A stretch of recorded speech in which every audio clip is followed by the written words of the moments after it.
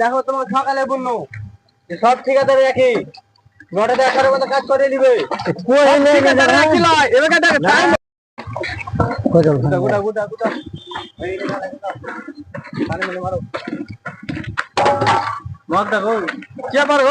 ঢালাই হয়ে গেল নাকি? হ্যাঁ ঢালাই শেষ। হ্যাঁ ঢালাই শেষ করে দিয়েছি।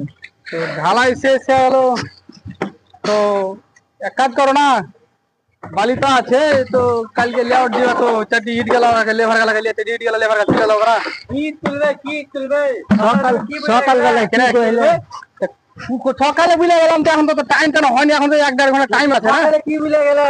সকালে বুঝে গেলাম হয়তো তোর হয়তো দেরি হবে বুঝলে তাড়াতাড়ি কাজ করে কোনো বসে নি গো, কাজ করে চলে গেছি একটা না কাজ করে যাচ্ছে। রোববার বুঝলে রোজদারে তো সময় দেখে না কোনো ঠিকাদার ভাই। না ওটা নয় তো তোমার কাজ ধরো টাইম হয়নি না, ধরো টাইম হয়তো একটা এদিকে হলে ঠিক আছে, 1.5-2 ঘন্টা টাইম আরো বাকি আছে। এক কাজ করবা, যাও ওরাকে লিয়া 2-4 জনকে যে ইট গেলাকে সরকার ধরে না। দেখো তোমার সকালে বললো সব ঠিকাদার একই 9টা 11টার মধ্যে কাজ করে নিবে।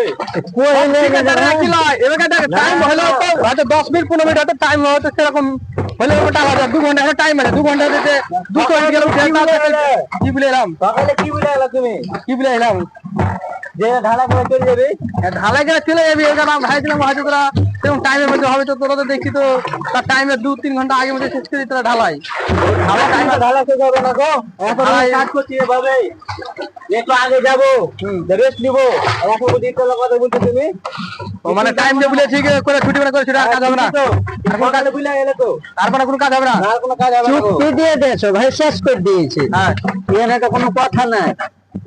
আমার যদি কহেন তাহলে এটা 2 নম্বরই হয়ে গেছে না। 2 নম্বর এটা 10 মিনিটে 100-200 এরিয়া তুলে দিলে কি হবে বলো? তোমার সকালে বললো যে কন্টাক্ট লিও না গো, কন্টাক্ট করে বন্ধ কাজ করো না, মিস্ত্রি কাজ দিবে কিছু বলবে না।